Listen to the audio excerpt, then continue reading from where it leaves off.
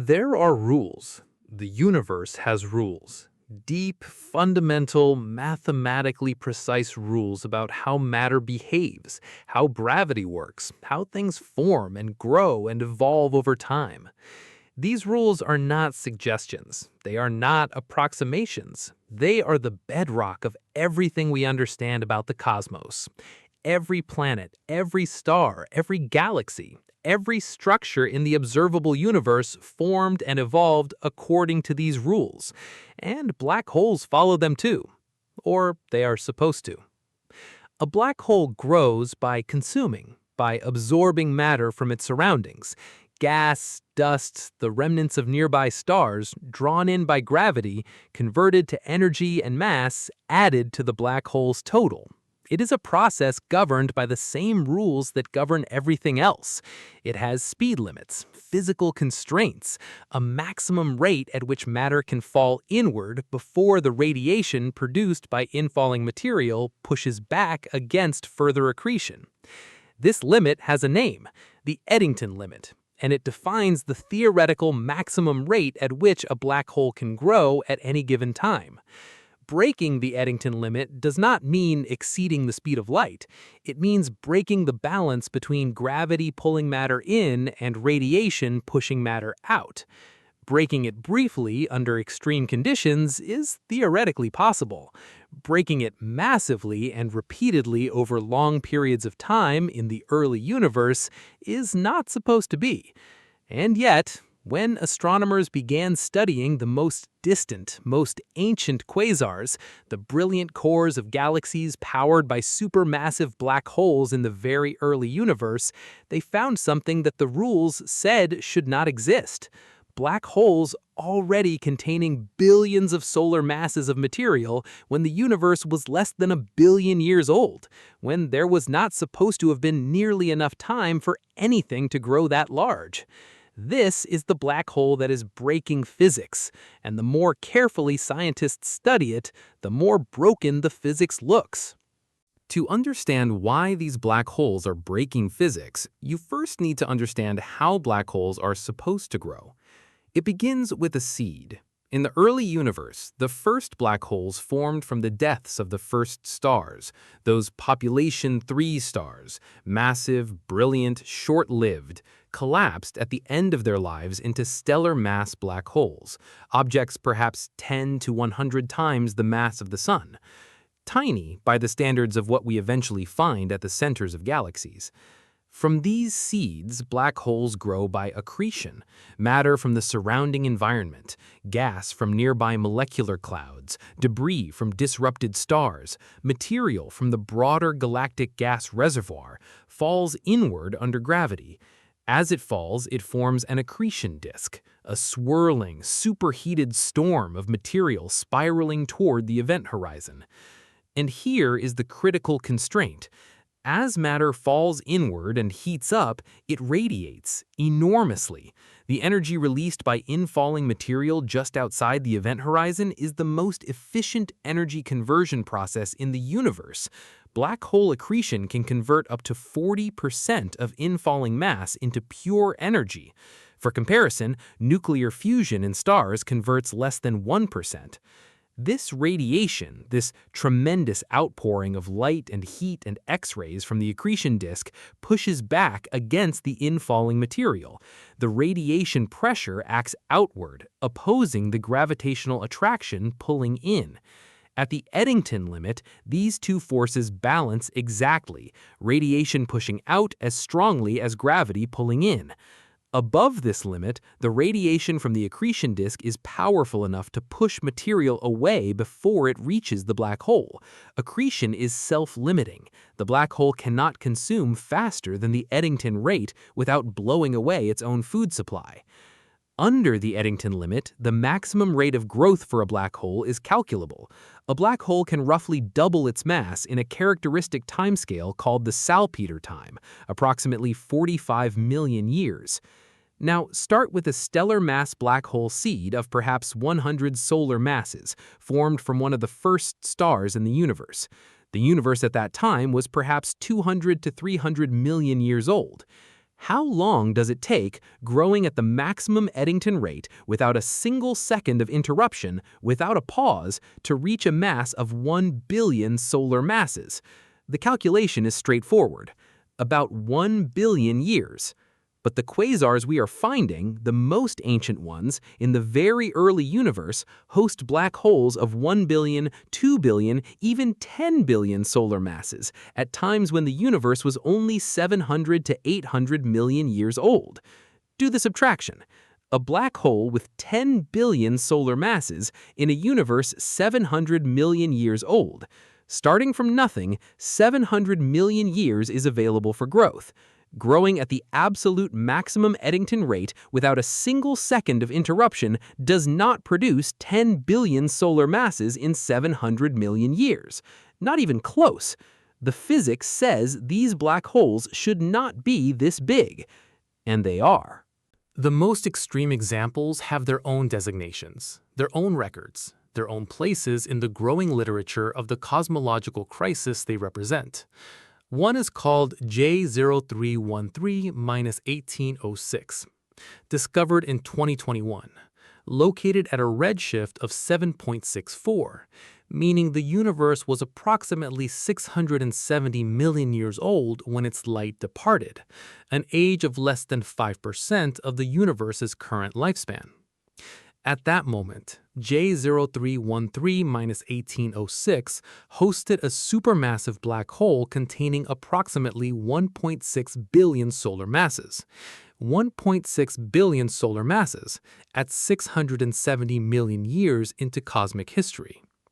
Even if this black hole had somehow formed with a stellar mass seed at the very first moment stars existed, perhaps 200 million years after the Big Bang, it had approximately 470 million years to grow to 1.6 billion solar masses.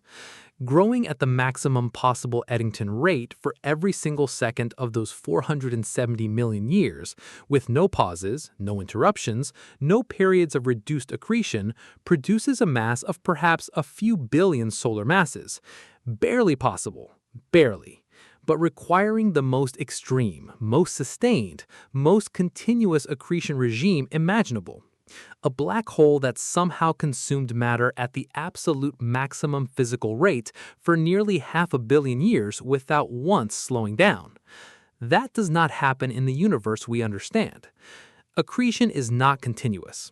Galaxies and their central black holes go through periods of intense feeding and periods of quiescence. Material is not always available. Feedback from the black hole itself drives gas outward, periodically starving the accretion disk. The sustained maximum accretion needed to explain J0313-1806 does not match anything in our models of how black holes and galaxies co-evolve.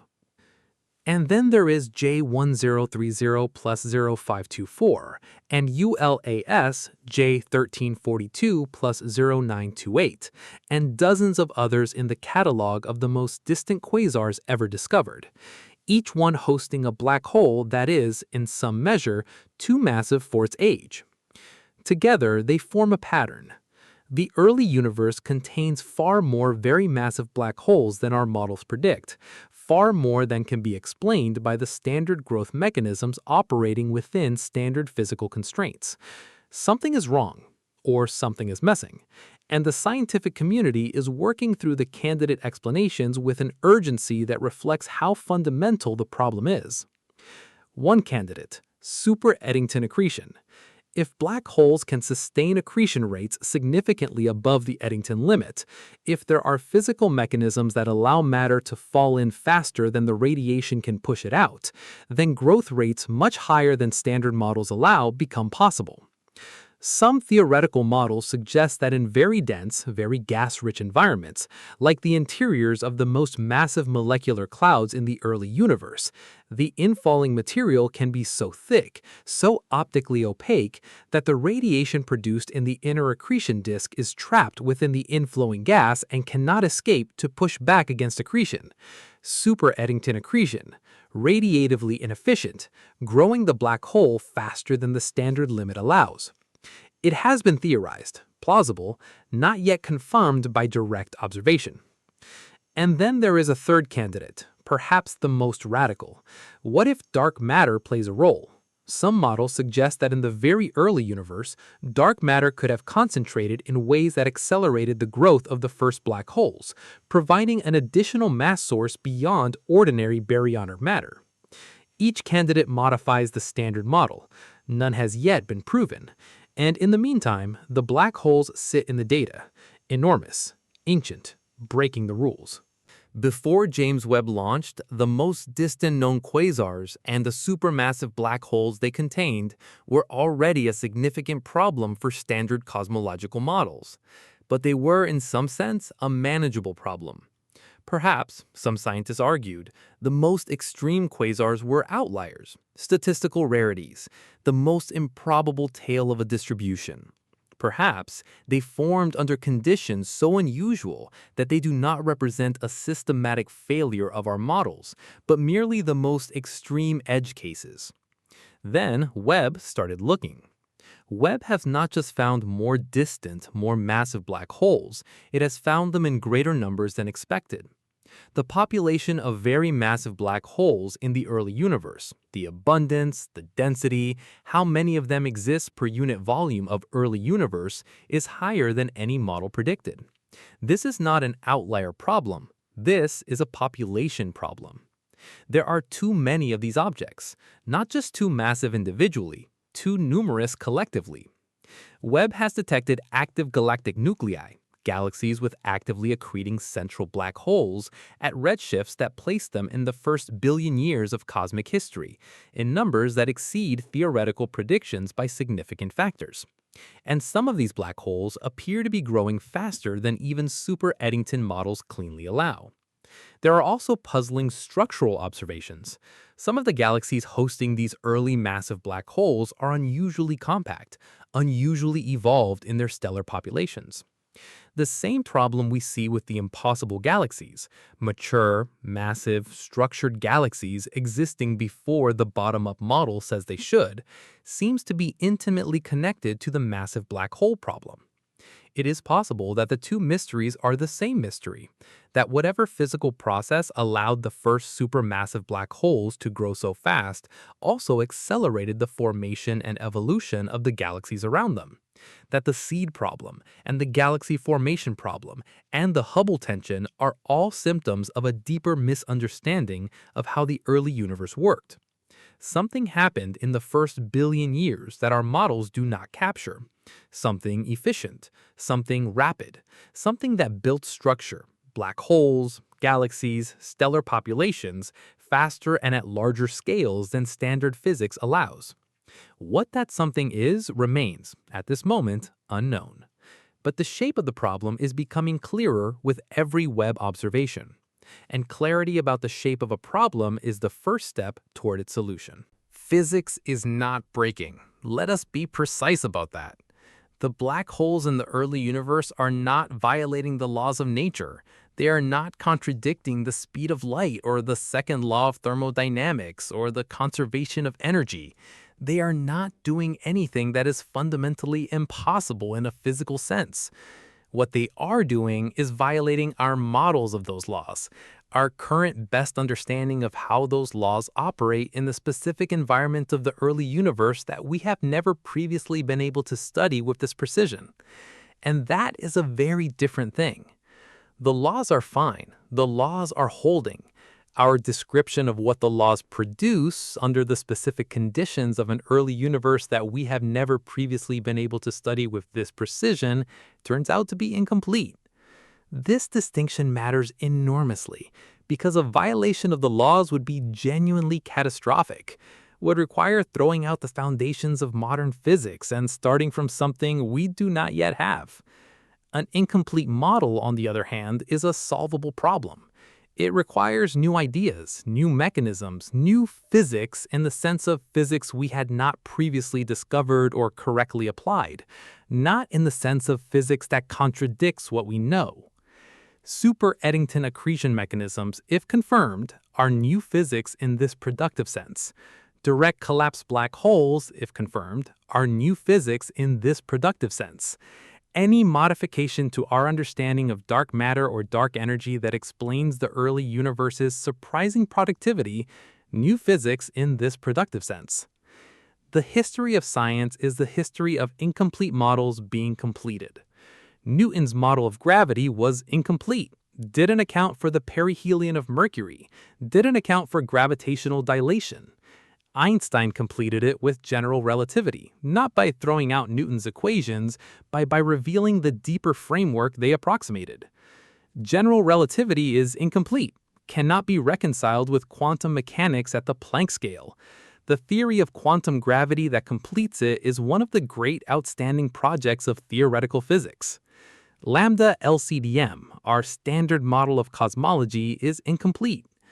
The early massive black holes are one of the places where that incompleteness is most visible. And the most exciting thing about visible incompleteness is what it enables. It enables the next breakthrough. Right now, somewhere in the global network of astronomical observatories and theoretical physics institutes and computational simulation facilities, the person or team that will crack this problem is working. Maybe not yet on this specific question, maybe approaching it from a related direction, from the galaxy formation side, or the dark matter side, or the radiation hydrodynamics of super-Eddington accretion. But the data's there. The problem is clearly defined. The stakes are high, high enough to attract the best minds, the most computational resources, the most creative theoretical approaches. And Webb is still collecting observations, still adding to the catalog, still finding new examples of black holes that should not be as massive as they are in a universe that should not yet have been as structured as it was. Every new observation is a new constraint, a new data point that any successful theory must account for. A new piece of the puzzle that, when the full picture finally assembles, will reveal something about the first billion years of cosmic history. Something fundamental. Something that will change our picture of the early universe as significantly as the discovery of dark energy changed our picture of the late universe. The black hole that is breaking physics is not breaking physics. It is finishing a sentence that physics has not yet finished. And physics, eventually, always finishes its sentences.